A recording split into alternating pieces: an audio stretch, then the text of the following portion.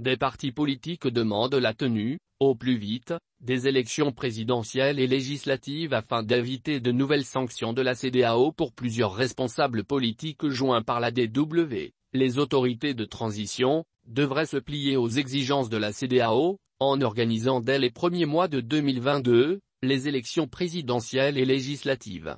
Et cela est possible selon Amadou Aya, secrétaire général adjoint de la CODEM, la Convergence pour le développement du Mali. Je suis dans un regroupement qui avait déjà produit un chronogramme électoral prouvant bien qu'il est possible d'organiser les élections. Le matériel électoral est disponible. La Constitution du Mali dit qu'en cas de vacance du pouvoir, il faut 45 jours pour organiser de nouvelles élections. Il faudrait faire un compromis, faire une cartographie des zones où les élections sont possibles à organiser ou pas. Cela est possible et c'est déjà produit au Burkina, au Niger, en Ra et en Libye. On se prépare à aller aux élections, estime Amadou Aya.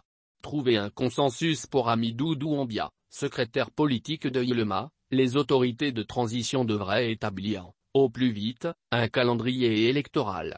Il faudrait que le gouvernement accepte de proposer un chronogramme qui doit faire l'objet d'un consensus de la classe politique, d'ici le 1er janvier.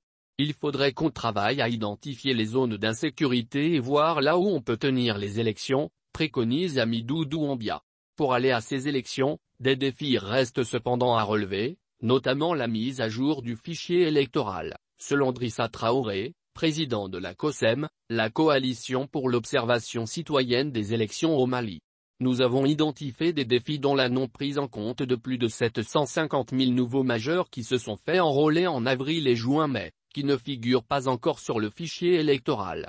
Il y a des efforts qui ont été faits, notamment la création d'un organe de gestion des élections, l'autorité indépendante de gestion des élections, EGE. Mais, des défis demeurent et sont surtout liés au fichier électoral, explique Drissa Traoré. Les autorités de transition lient l'organisation de ces élections, aux conclusions des assises nationales qui ont débuté samedi dernier. Des concertations cependant boycottées par plusieurs formations politiques dont le Parena. Le Parena a décidé de ne pas participer à ces assises.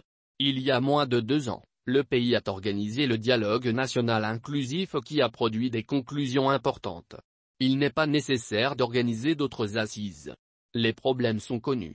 Il faut sortir le Mali de l'isolement international en allant vite aux élections, dit Sidi El Mokhtar Kouanta, porte-parole du Parena. Juste avant le sommet d'Abuja des dirigeants de la CEDEAO, le chef des militaires maliens, le colonel Assimi Goïta, s'était engagé à soumettre un calendrier électoral avant le 31 janvier 2022.